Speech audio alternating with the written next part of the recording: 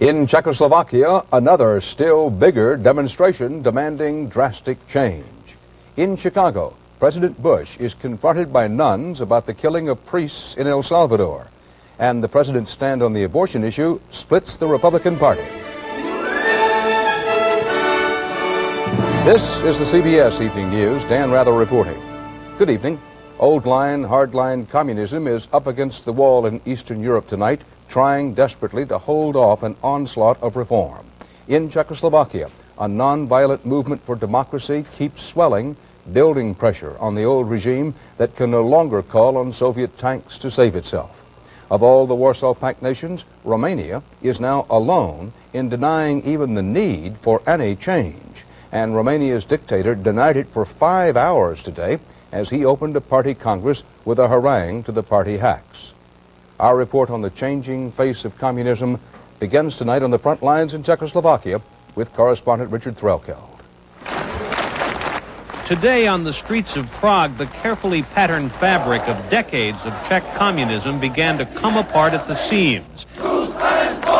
It wasn't just the demonstrations. They were bigger than ever, and they are spreading to other cities. It seemed at times here as if all of Prague was compressed into St. Wenceslas Square, shouting, singing, chanting for freedom, and disposing of the symbols of Big Brother, ripping down government surveillance cameras. And all over the city, Czechs were practicing freedom, too. Actors have stopped acting. They've taken over the theaters, and they're having dialogues with the audience about freedom.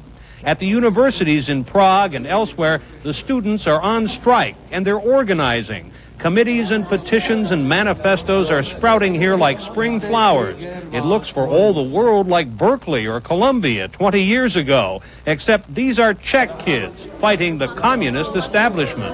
We decided after all the manifestations which will happen, how they were repressed, we decided to put on strike. In the Hrad Palace, the establishment, the hardline communist government, has been in conference, arguing over how to save itself.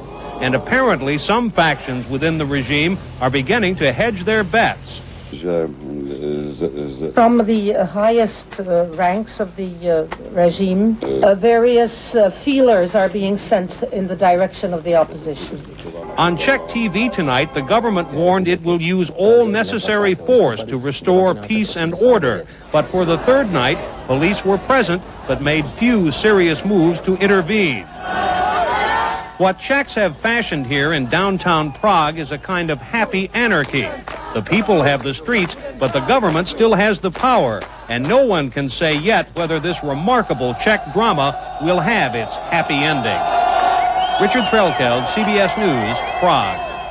The United States filed a formal diplomatic protest with Czechoslovakia today over the beating of protesters and foreign journalists by police last Friday. The U.S. State Department said it's canceling a visit to Washington by a high Czechoslovak official. The communist totalitarian state of Romania sealed off its borders and restricted the movements of all foreign journalists for the opening of a Communist Party Congress today. It was a mass gathering, but as Tom Fenton reports, only one voice was to be heard. With the winds of reform sweeping through the rest of Eastern Europe, Romania's aging communist leader opened a party congress designed to block any hint of change here. Nicolae Ceausescu was hailed with automatic rounds of applause that punctuated each paragraph of his marathon speech. He delivered a stinging attack on reformist leaders in other Soviet bloc countries. His wife Elena, who occasionally co-signs presidential decrees, looked on as he made it clear he opposes any liberalization here. This is a police state that controls almost every aspect of daily life, including the number of babies families should have. The recommended number is 5. Most foreign publications are banned, but the works of Ceausescu are everywhere. All conversations with foreigners have to be reported to the secret police. People are afraid to talk. I prefer not to discuss. There is no organized opposition here, and street demonstrations are unheard of. People seem worn out by the daily battle for survival. Ceausescu has paid off the country's $11 billion foreign debt, but at a cost of huge sacrifices for the population. Shops are cold and dark, and food is in short supply. Energy rationing has just been announced for the 6th straight winter. Why don't Romanians imitate their East European neighbors and demand reforms? Because of the lack of really the courage on the part of large numbers of people to actually stand up and say, no, enough is enough, we must put an end to this regime, he has been allowed to get away with it. Romania is a family dictatorship. In addition to his wife as heir apparent, Ceausescu has placed his son and various other relatives in party posts, and like most dynasties, this one intends to leave behind what it thinks will be monuments to its glory. The immense Palace of the People, intended for Ceausescu's use, has just been completed with the use of forced labor. The grandiose project, on which he has lavished more money than taste, includes a huge avenue wider than the Champs-Élysées. For the people of Romania who live in the shadow of Ceausescu's vision of a socialist paradise, this is a country that seems to be going nowhere, while the rest of the communist world is changing with breathtaking speed. Tom Fenton, CBS News, Bucharest. In East Germany, hundreds of thousands of protesters took over city streets as they have for the last few Monday evenings. And tonight there was a new note. Besides demanding free elections, some of the East German protesters now are calling flat out for reunification with West Germany.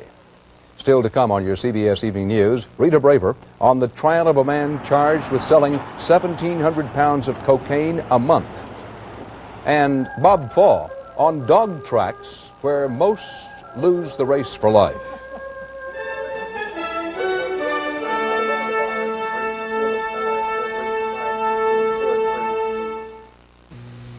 There are very few guarantees in medicine. But if you have arthritis pain like I do, you should know about Mediprin and the Mediprin guarantee. If 2 Mediprin don't relieve minor arthritis pain better than 2 regular aspirin, you get your money back. Strong promise, strong medicine. The medicine that concentrates the power of ibuprofen into these potent little caplets. The medicine that guarantees better relief than regular aspirin. Better arthritis pain relief. That's the Mediprin guarantee. Sir, did you eat all the crackling oat bran? Once again, sir, did you eat all the crackling oat bran? Please, sir, did you eat all the crackling oat bran?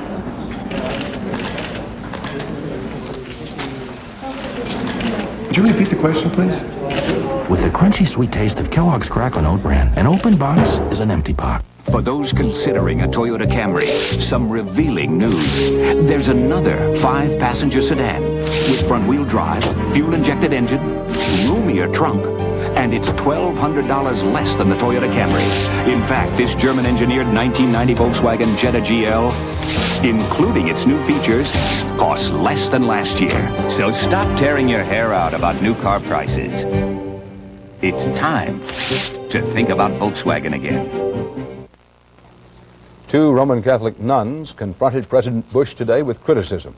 It happened while Mr. Bush was on a partisan political trip to Illinois and Rhode Island campaigning for Republican candidates.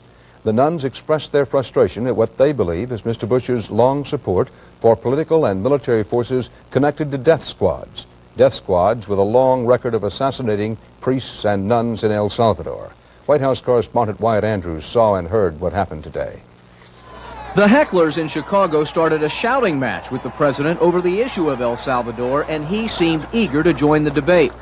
The question is, why are we supporting El Salvador? Why are we killing priests in El Salvador? The answer is we're not. Now you be quiet, and here's the answer to your question. We are supporting El Salvador because it had certifiably free elections. President Cristiani is trying to do a job for democracy, and the left-wing guerrillas must not take over El Salvador.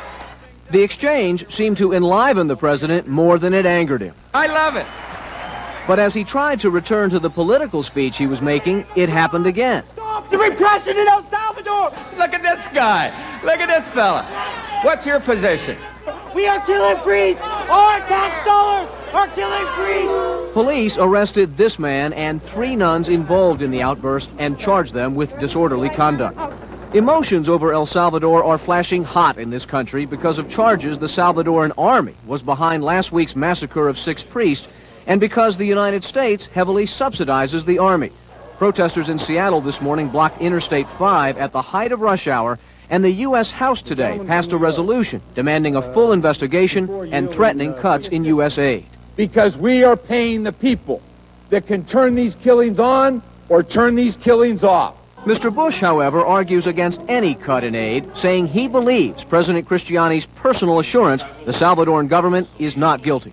Now, if some renegade forces were involved on the left or the right, they should be brought to justice. But absolutely, Cristiani would not lie to me on a matter of this nature. The president is trusting Cristiani based on a weekend phone call in which the Salvadoran president promised to go after the killers. That's too much trust, critics say, to place in a government not known for prosecuting the death squads.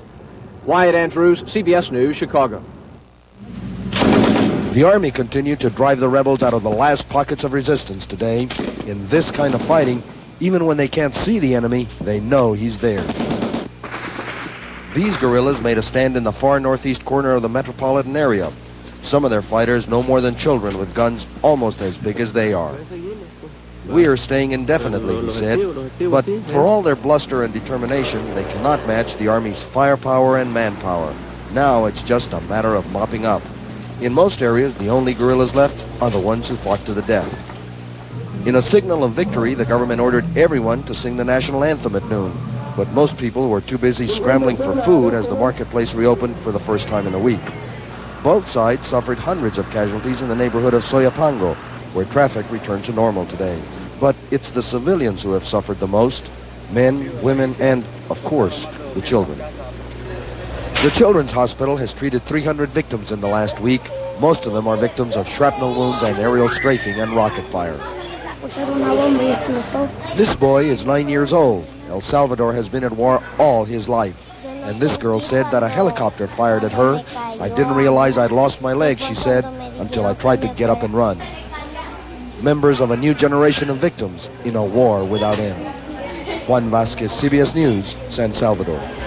In Washington, CBS News law correspondent Rita Braver has learned tonight of a proposed plea bargain deal for another key player in the Missiles for Iran Where'd the Money Go case. This time, big-time international arms merchant Albert Hakim. Hakim now is expected to plead guilty tomorrow to some of the criminal charges against him. Those charges include conspiracy to transfer Iran-Contra profits to Oliver North. No firm word on whether this major charge is included in the proposed plea bargain deal.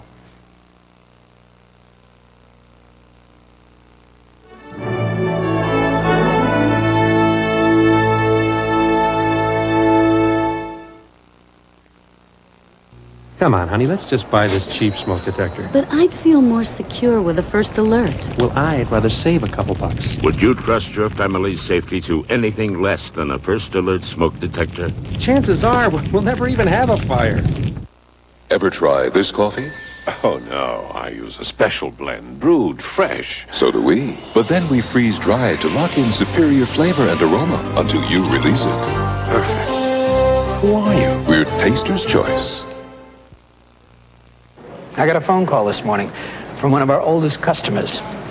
He fired us. After 20 years, he fired us. Said he didn't know us anymore. I think I know why. We used to do business with a handshake, face to face. Now it's a phone call and a fax. Get back to you later. With another fax, probably.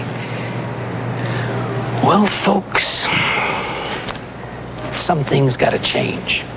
That's why we're going to set out for a little face-to-face chat with every customer we have. But Ben, that's got to be over 200 cities. I don't care. Thanks. If you're the kind of business that still believes personal service deserves a lot more than lip service, welcome to United. Larry. Lewis. That's the way we've been doing business for over 60 years. Ben, where are you going? To visit that old friend who fired us this morning. United. Come fly the friendly skies.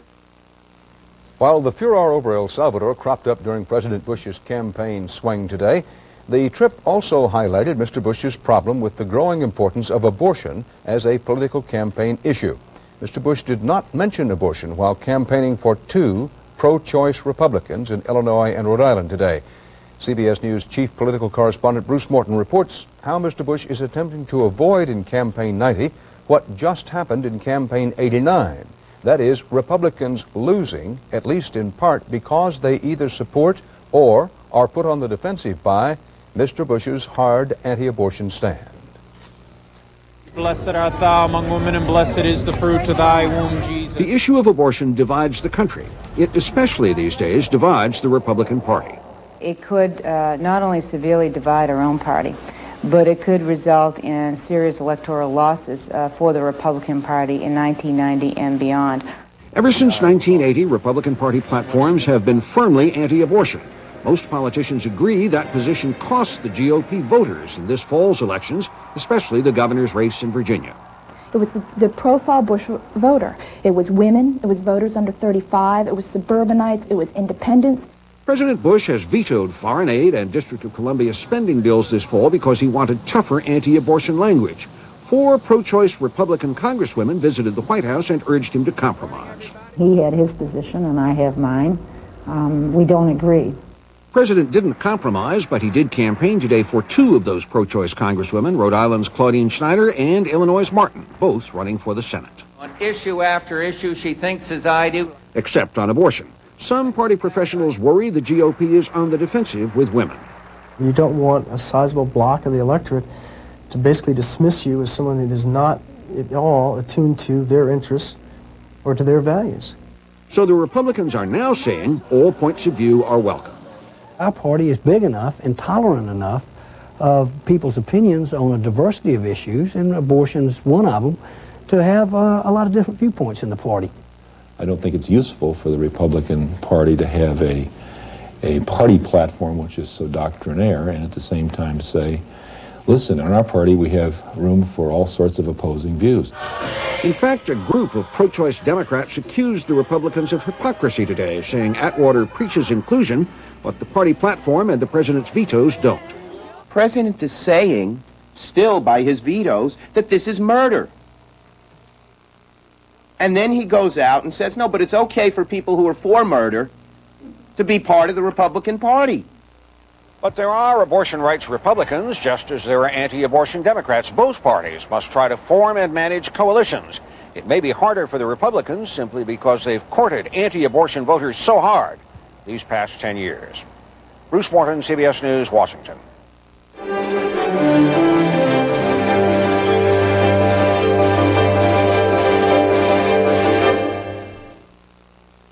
What's wrong, Doug? Mr. Khayyam, I hate shaving. You're using the wrong equipment. Try this Remington microscreen. The microscreen shaves as close as a blade, or your money back. It has 2 thin, flexible screens. The first shaves incredibly close. The second even closer. Smooth. Now I know why he bought the company. The Remington microscreen shaves as close as a blade, or your money back. No other shaver makes that promise. Now, buy this Remington and get a hygienic clipper free. A cozy sweater, an old friend, and a tasty snack make a walk really special, particularly when the snack's fresh, moist, sunsweet pitted prunes. Let taste be your guide, and you'll discover only one prune tastes sunsweet. To the average car, this could be a dangerous body of water, even though it's only an inch deep. That's why you should drive the new 4-wheel drive Subaru Legacy, the latest in foul weather gear. Is that all there is? It's kind of simple, isn't it? You sure all the good stuff hasn't sunk to the bottom? Well, where's the buried treasure? There's no mystery. Sip. This is just flakes. Mmm. I can actually taste the cereal. It doesn't need anything else. Kellogg's Corn Flakes. Corn Flakes? Taste them again for the first time. And for a limited time, taste them again for just 99 cents. In Washington, opening day for the defense in the trial of an accused cocaine pusher and his gang, a case that illustrates the perversion of the American dream of success in neighborhoods scarred by poverty and challenges the ability of the overburdened U.S. criminal justice system to break the circle of violence, corruption, and addiction. Rita Braver reports. The so-called Rayful Edmond gang arriving for trial. Massive security all around the federal courthouse in Washington, D.C. Hey, right there. I'm telling for what the U.S. government claims is a case that illustrates how new and violent drug networks are springing up all over the country. They're bringing death and destruction to children and to families and to entire communities. The gang, allegedly led by 24-year-old Rayful Edmond, reportedly sold 1,700 pounds of cocaine a month, bought directly from the notorious Crips gang in Los Angeles. Police say the Edmond organization enforced its will with violence. As many as 30 murders. It takes a lot of guts to get up on the witness stand and testify against someone who is alleged to be as violent and as dangerous as Rayful Edmonds and his group. In fact, the house of the family of one witness was firebombed after her testimony. Another key witness has refused to testify. Jurors are under 24-hour guard. Their names are kept secret. The whole trial is conducted behind bulletproof glass. Defense attorneys complain. It sends a message that the defendants are dangerous people from whom others need to be protected. But authorities dismiss those concerns and seem more worried about another problem the case demonstrates.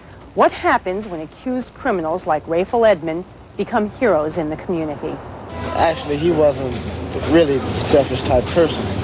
He used to, like I said, he used to take the kids out, get them a little money, take them to McDonald's and stuff like that. Young people are flocking to the trial. We wasn't real close, but he was a friend of mine. As you know, he waved yesterday, and I'm just showing my respect by being down here. I think what most of these young folks are seeing is someone like them who has become very successful in a society where some people, or most people like them, don't have much of a shot at success. Money, the government says drug money, has turned Rayful Edmond and his family into celebrities. His grandmother is tracked by camera crews as she attends the trial in a different ensemble each day. She's not charged in the case, although she owned the house that was allegedly used as gang headquarters. I'm going to break one of those cameras. Money gave Edmond a flashy lifestyle, and money may have also bought the police. Wiretaps played at the trial showed that suspects knew they were under investigation. FBI. Right, okay. That's who's monitoring us. Huh? That's who's monitoring us now. Meanwhile, the legend goes on. Authorities say they had to move Edmond out of the local jail and into a more secure facility because he was getting special VIP treatment from the guards. Rita Braver, CBS News at the federal courthouse in Washington. Another facet today of the still unfolding story of mismanagement, influence peddling, and other corruption inside the Department of Housing and Urban Development. A congressional report out today calls on the Justice Department to investigate former HUD official June Cook for possible violations of government ethics laws. Cook denies any wrongdoing.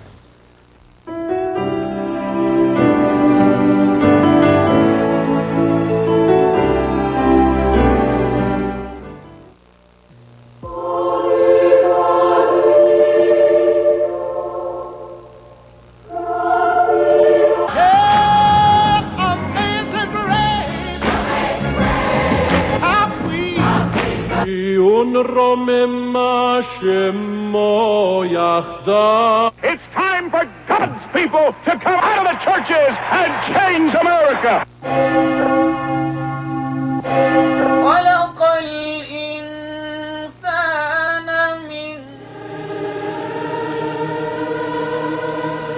The freedom to say and think what we believe, to express our individuality and diversity. That's our birthright, and it's ensured by this document. Join us and the National Archives in celebrating the 200th anniversary of the Bill of Rights.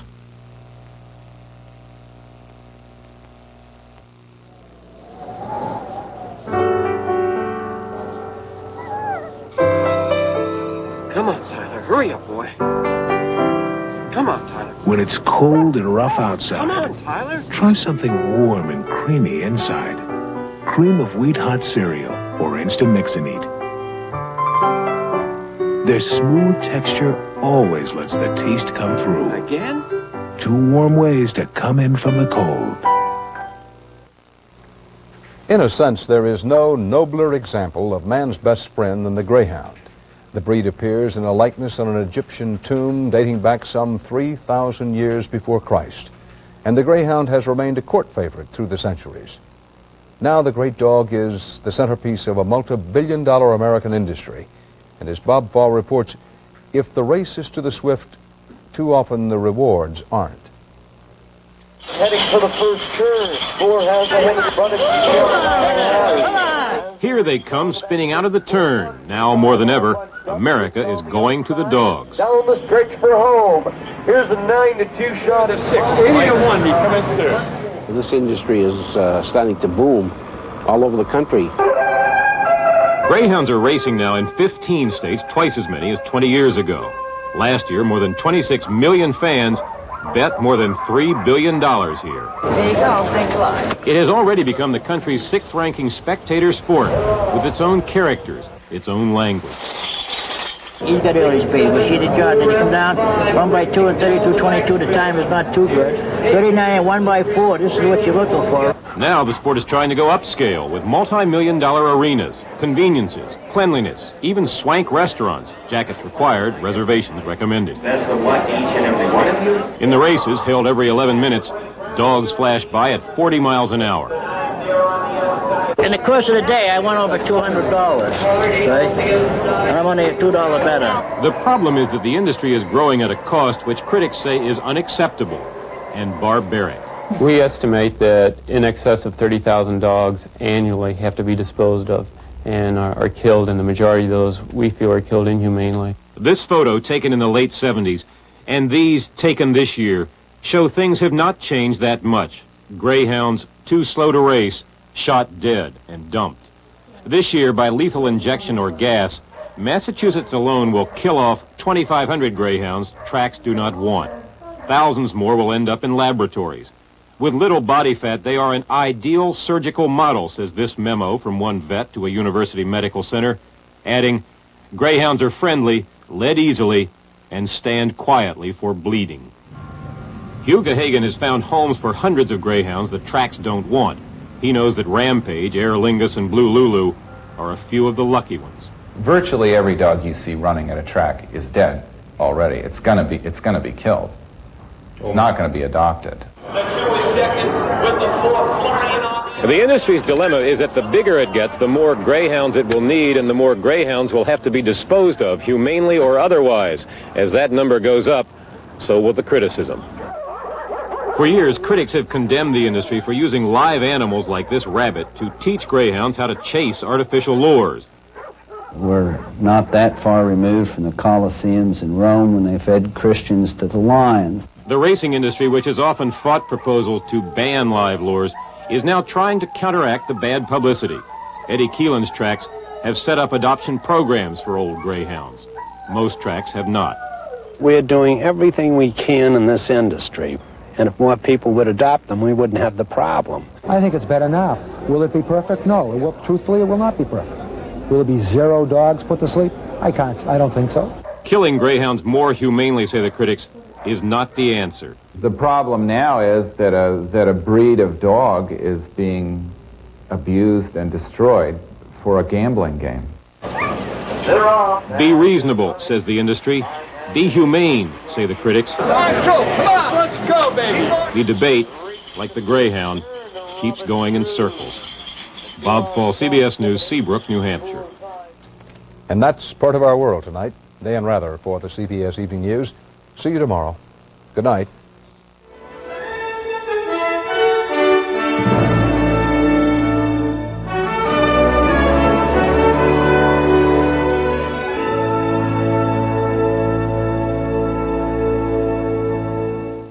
This is CBS.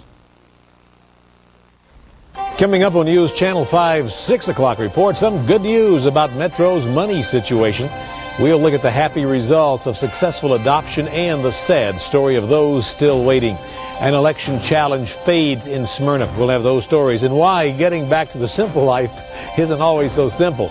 Our 6 o'clock report is next. As a parent, you never stop worrying, but it helps to know that your children are safe and sound at home. Unfortunately, though, the home you built to protect them could become a death trap. Find out